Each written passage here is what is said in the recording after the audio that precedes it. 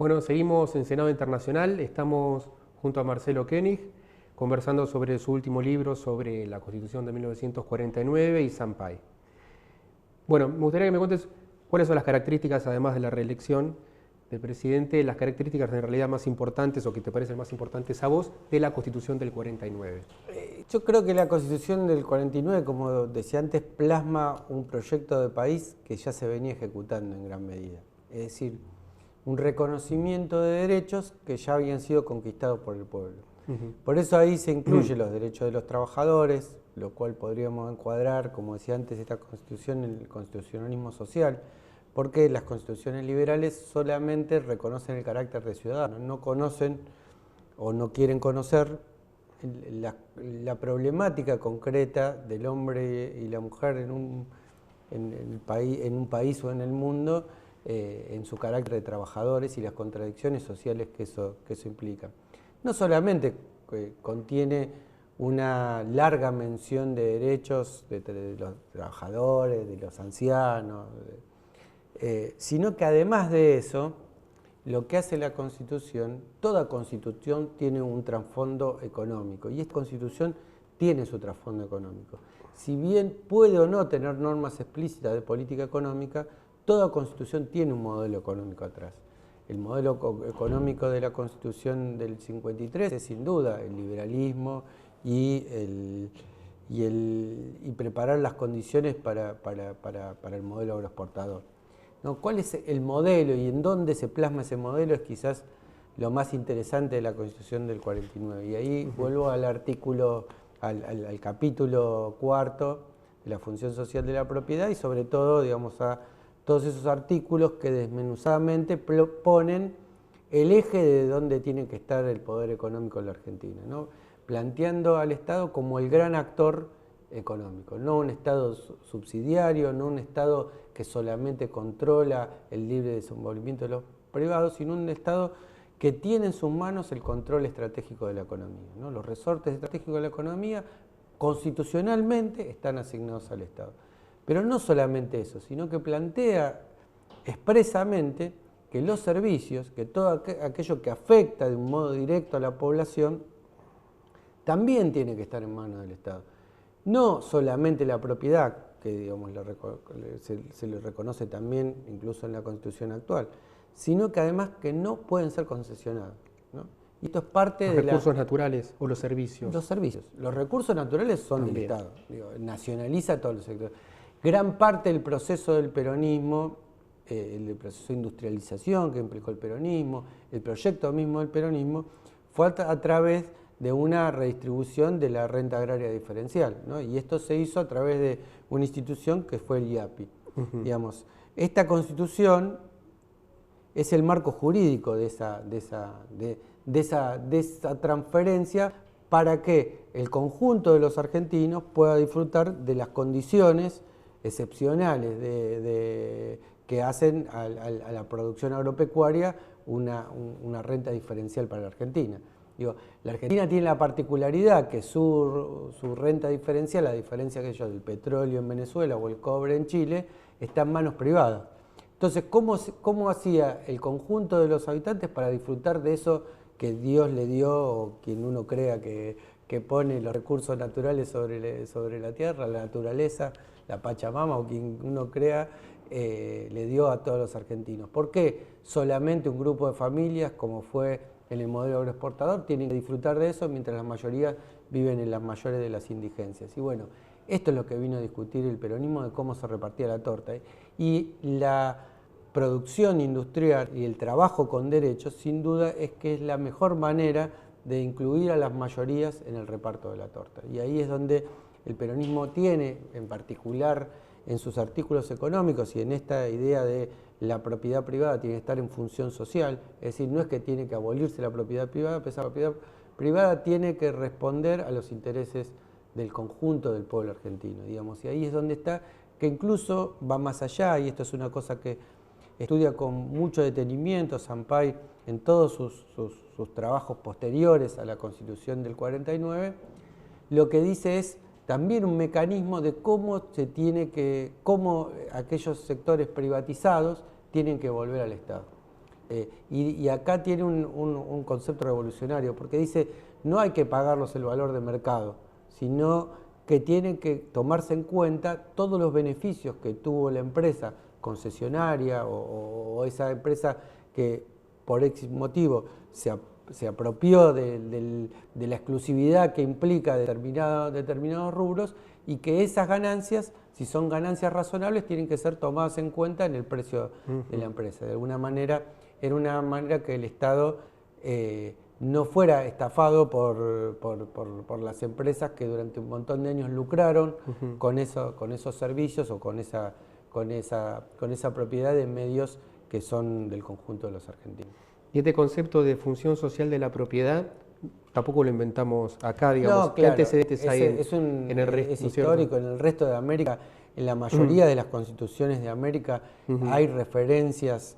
De hecho, hoy, si bien la Constitución Nacional no tiene una referencia, algunos de los tratados internacionales que por la Constitución del 94 son parte componente de la Constitución, hablan de la función social de la propiedad.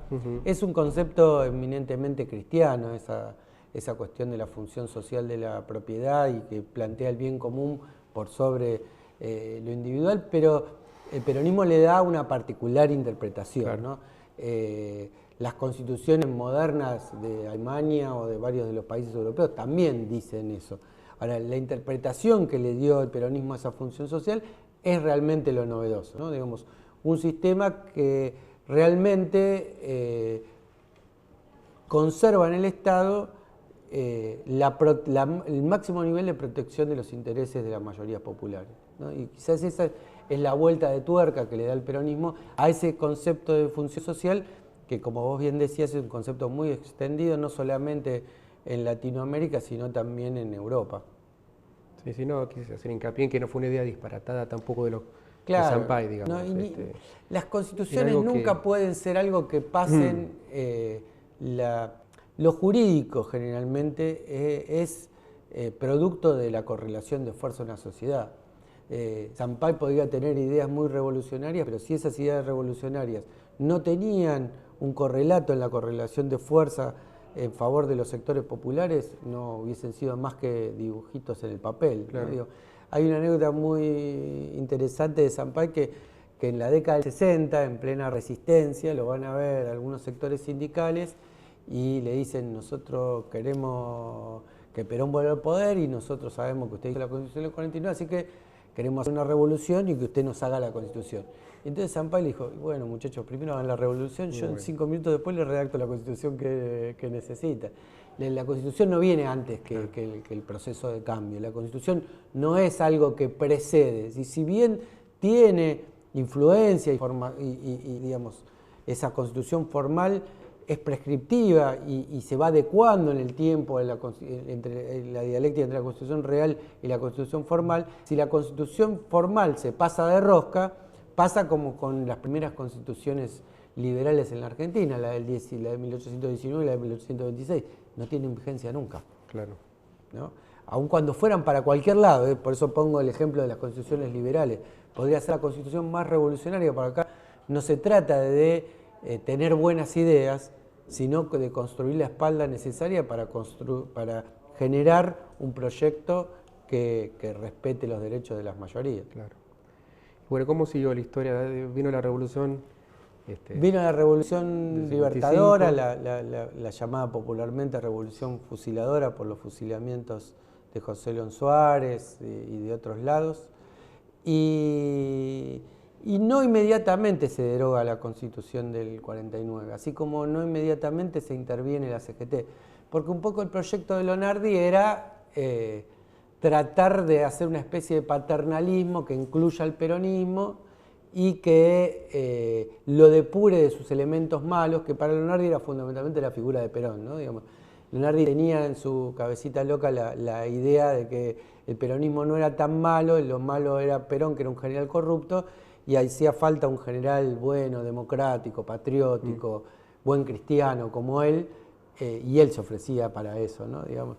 Y la verdad que la realidad se lo llevó puesto a Leonardi, porque ese golpe de Estado, esa dictadura fue instalada fundamentalmente como revancha de clase, fue instalada como la revancha de los sectores oligárquicos que sentían mucho odio y mucho rencor por la pérdida de sus privilegios. Yo creo que el símbolo más grande del odio de esa oligarquía es la mano de aquel que, estando agonizando en un hospital, una chica de 33 años que era Evita, pintó Viva el cáncer, ¿no? Digo, o sea, hay que tener odio para pintar Viva el cáncer. Y bueno, ese odio se plasmó y por lo tanto a esa idea medio paternalista que tenía Leonardo se la llevó puesta. Y cuando se llevó puesta eso y apareció el verdadero rostro de esa dictadura, obviamente se llevó puesta a la CGT y se llevó puesta a la Constitución de 1949.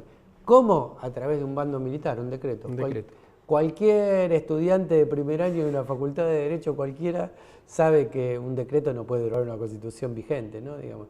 Sin embargo, tampoco es estas cosas que en la historia constitucional que hoy se dicta en la academia se barren abajo la alfombra, ¿no? Digamos.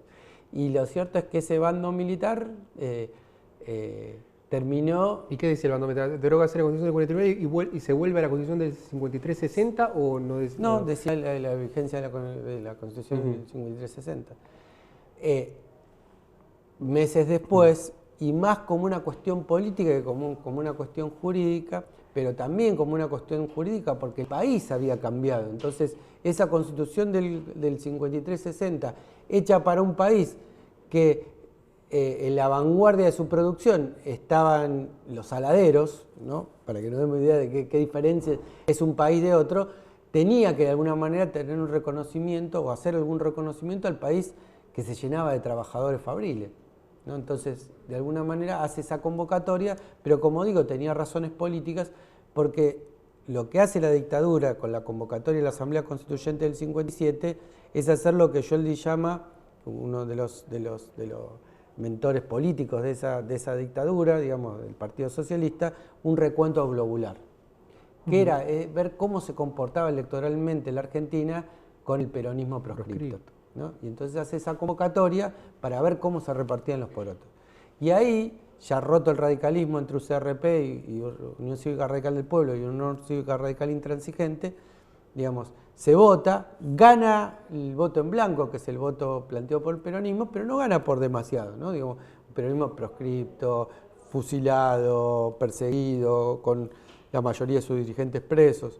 Y bueno, es ahí donde aún así se impone el voto en blanco y la UCRP le saca apenas unos votos a la UCRI, ¿no? Y esa convencional constituyente prácticamente ni sesiona un poquito y como hace un reconocimiento a algunos derechos, que es lo que hoy conocemos como artículo 14 bis, primero se retira, antes de nada se retira la UCRI y lo deja al borde del knockout, al borde de quedarse sin quórum, y a partir de ese reconocimiento de algunos derechos, que eran, pensemos que en medio artículo hacen lo que una Constitución le dedica capítulos enteros, así que la idea de que todo lo que dice la Constitución del 49 es plasmado en el 14 bis... Lo esencial de la Constitución del 49 estaría en el 14 bis. No estaría.